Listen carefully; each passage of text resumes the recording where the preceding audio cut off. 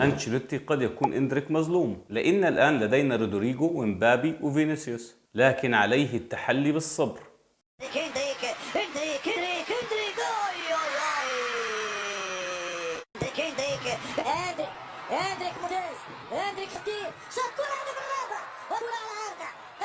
قبل ما نبدأ الفيديو صلي على النبي واشترك بالقناة وتعال نشوف. إندريك في 10 دقائق بعد نزوله كان الريال بيلاعب بلد الوليد سجل هدف. إندريك برضه بعد نزوله ب10 دقائق كان الريال بيلاعب شوتوتجارت وسجل هدف.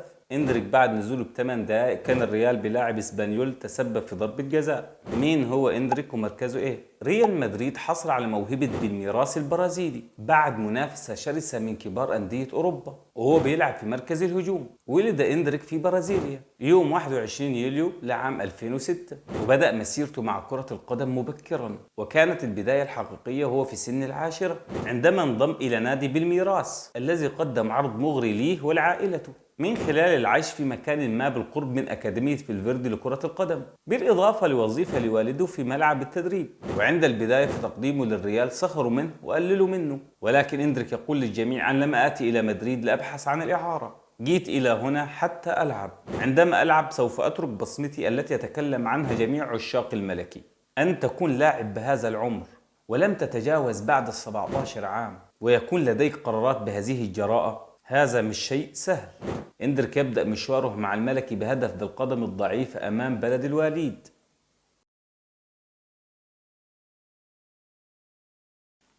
زي ما احنا شايفين، ويعود ليتكرر ما فعله أمام شوتوتجارت. إندريك موهبة واعدة رغم عدد الدقائق القليلة اللي لعبها، لاعب يصنع الفارق. تعرف إن هدف إندريك في دوري الأبطال لو ما كانش تسجل ما كانش هيشوف الملعب تاني ولا كان هيفارق الدكة. هجمة مرتدة وثلاث لاعبين من أحسن لاعيبة العالم وإنت لسه نازل من على الدكة وسنك صغير وعايز تثبت نفسك. من الطبيعي إنك تبصيها لمبابي أو الفينيسيوس عشان تلعب السهل، يمينك فاضي وشمالك فاضي، ولو مررتها لمبابي او لفينيسيوس هيسجلوا، ده الطبيعي. ولكن إندريك يقرر انه يخلف القاعده ويشوط قذيفه تاخد ايد الحارس وتدخل جول من بعد 30 متر. إندريك ما يميزه قلبه، ما عندوش قلب. حتى روديجير زميله في الفريق طلع بعد المباراه وقال إندريك مجنون، لا يفعل احد ما فعله إندريك.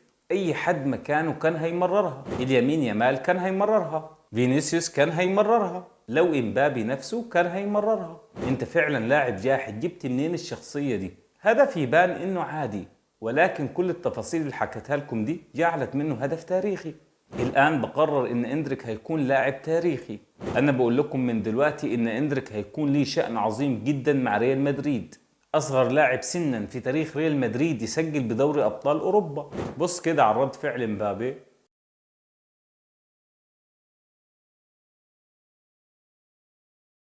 وبص كمان على رد فعل أرد جولر.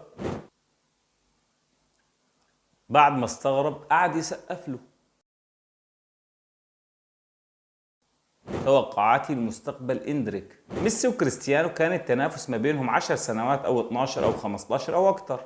إندريك واليمين يامال هيبقى التنافس ما بينهم شديد. صحيح إن إندريك يعتبر دلوقتي بدأ يظهر واليمين يامال كان ظاهر من زمان، لكن دوري أبطال أوروبا أو مع ريال مدريد بدأ يسجل، واليمين يامال برضه بيسجل، ولكن إندريك خد النجومية أكتر. بينزل من على الدكة لاعب صغير بياخد القرار وبيخلص المباراة، وبينزل يصنع هدف، وبينزل يتسبب في ضربة جزاء للريال. إندريك شبيه أندريانو. تعالى كده وركز معايا في ضربة الجزاء لريال مدريد، صحيحة أو مش صحيحة دي مش مشكلتنا، بس ركز كده شوف إندريك عمل إيه اللي تسجل منها الهدف الرابع. منها حيا كورة ميتة والمدافع بيشد فيه من بره وقعد يسحب فيه لداخل المنطقة. بص كده على الإصرار وبيعافر إزاي رغم صغر سنه. والمباراة منتهية 3-1 للريال.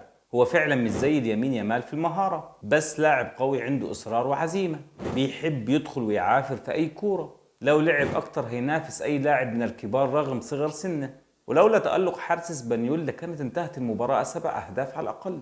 أنا مش بحكي كتير على الريال دلوقتي، بس بحكي على إندريك، بوبي شارتون هذا الزمان.